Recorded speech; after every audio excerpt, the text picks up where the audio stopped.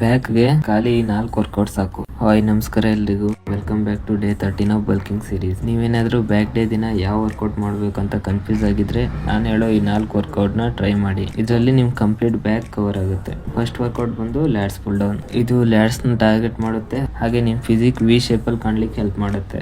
Second workout close grip cable row. ಇದು mid back ನ target ಮಾಡ್ತದೆ ಮತ್ತೆ ಬ್ಯಾಕ್ ತಿಕ್ಕಾಗಿ ಕಾಣ್ಲಿಕ್ಕೆ ಹೆಲ್ಪ್ ಮಾಡ್ತದೆ. ಥರ್ಡ್ ವರ್ಕೌಟ್ ಎಂತಂದ್ರೆ chest supported wide grip machine row. ಇದರಲ್ಲಿ ನಿಮ್ಮ ಅಪ್ಪರ್ ಬ್ಯಾಕ್ ಟಾರ್ಗೆಟ್ ಆಗುತ್ತೆ, ಅದ್ರ ಜೊತೆಗೆ ರೇಡ್ ಹೆಡ್ಸ್ ಕೂಡ ಸಪೋರ್ಟ್ ಮಾಡುತ್ತೆ. ಇದು ನಿಮ್ ಬ್ಯಾಕ್ ವೈಡ್ ಆಗಿ ಕಾಣ್ಲಿಕ್ಕೆ ಹೆಲ್ಪ್ ಮಾಡ್ತದೆ. ಇದು 3 ವರ್ಕೌಟ್ ಆದ್ಮೇಲೆ ಲಾಸ್ಟ್ ಗೆ ಹೈಪರ್ ಎಕ್ಸ್ಟೆನ್ಷನ್ ಇಲ್ಲ ಡೆಡ್ ಲಿಫ್ಟ್ ಮಾಡಿ. ಇದು ನಿಮ್ ಲೋವರ್ ಬ್ಯಾಕ್ ನ ಟಾರ್ಗೆಟ್ ಮಾಡ್ತದೆ. ನಾನು ಇವತ್ತು ಹೈಪರ್ ಎಕ್ಸ್ಟೆನ್ಷನ್ ಮಾಡಿ ಬ್ಯಾಕ್ ವರ್ಕೌಟ್ ಏನ್ ಮಾಡಿದೆ. ನೆಕ್ಸ್ಟ್ ಬೈಸೆಪ್ಸ್ ವರ್ಕೌಟ್ ಮಾಡುವಂತ ಹೋದೆ. ಮೊಬೈಲ್ ಅಲ್ಲಿ ಕ್ಯಾಮ್ರಾ ಆನ್ ಮಾಡಿ ವರ್ಕೌಟ್ ಮಾಡ್ತಿದ್ದೆ, ಅದೆಲ್ಲೋ ಶೂಟ್ ಆಗ್ಬಿಟ್ಟಿದೆ.